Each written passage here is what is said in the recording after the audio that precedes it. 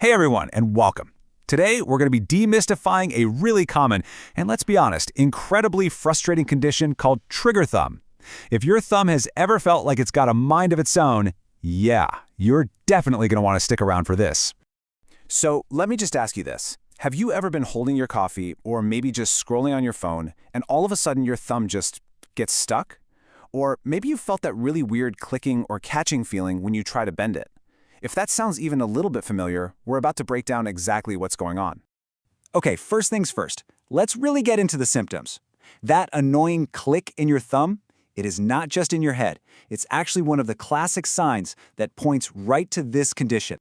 So what does this actually feel like? Well, we're talking about pain right there at the base of your thumb. And of course, that classic clicking or popping sensation. For some people, it can get so bad that it actually locks in a bent position, where you might even need your other hand to physically straighten it back out. You also might notice it's extra stiff in the morning, or even feel a little knot in your palm if you press on it. So who gets this most often? Well, it tends to show up in adults between 40 and 70, and for whatever reason, it's a bit more common in women. Also, certain medical conditions like diabetes or rheumatoid arthritis can definitely up your risk. And it makes sense, right? Hobbies or jobs that involve a ton of repetitive gripping, think gardening or using power tools, can also be a factor. All right, now for the big question. What is actually causing that trigger? The mechanics might sound a little complicated, but believe me, the root of the problem is surprisingly simple. Let's break it down. Okay, the fancy medical term is stenosine tenosynovitis. I know, big words. But don't even worry about it. All that really means is that the little tunnel, or sheath, that your thumb tendon is supposed to just glide through has gotten inflamed and is now way too tight.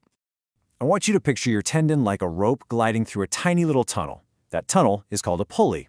Normally, it's a super smooth ride. But with trigger thumb, a little inflamed knot or nodule forms on that tendon. And get this, that little knot you might feel in your palm, this is it. So when that nodule tries to squeeze through that now tight pulley, it gets caught. That's the click, that's the catch. And if it gets really stuck, well, that's when your thumb locks up. Now, the good news here is you almost never need any kind of expensive or complicated test to figure this out. A doctor can usually diagnose trigger thumb just by feeling your hand and watching you move your thumb. So no x-rays, no ultrasounds, it's usually very straightforward. So, okay, now we know what it is. How do we fix it? Well, the path to relief is actually a pretty clear one, starting with some simple things and then moving toward more definitive solutions if we need to. The treatment options really follow a logical ladder.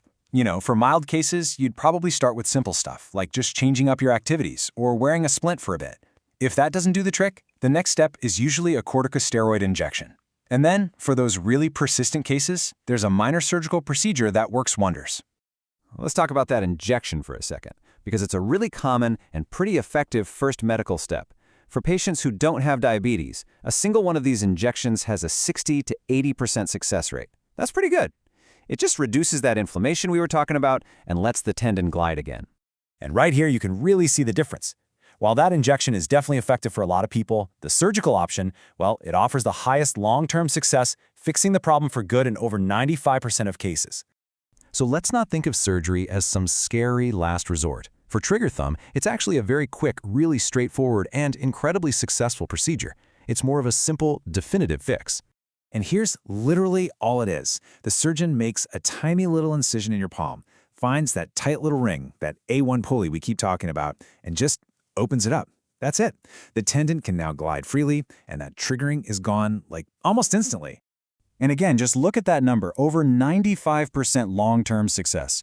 The chance of that trigger ever coming back after this simple procedure is extremely low. It is a permanent solution to that mechanical problem. So what happens after the procedure? This is the best part of the whole story, getting back to normal. And for most people, the recovery is actually very fast. Let's just walk through what you can expect. The recovery timeline is super manageable. That bulky dressing you go home with comes off in just 2 days. Stitches are usually out in about 2 weeks. Yeah, you'll need to avoid any heavy lifting or gripping for a few weeks, but by that 4 to 6 week mark, almost everyone is back to doing everything they want to do, no problem. And you're actually a huge part of your own recovery. The key is to start moving your thumb gently right away. That helps prevent any stiffness. You'll keep the area clean and dry, prop your hand up to reduce swelling, and most people with desk jobs are back at it within just a couple of days. I really want to leave you with this, because it just sums everything up perfectly. A key takeaway from all the medical research is that trigger thumb is not some rare, mysterious problem. It is common, it is very well understood, and most importantly, it's very, very treatable. So, the final thought I'll leave you with is this. What would you get back with a pain-free thumb? Just think about all those little things. Opening a jar, writing a note, maybe playing an instrument, or just holding a loved one's hand without that pain or that annoying click. Relief is absolutely possible.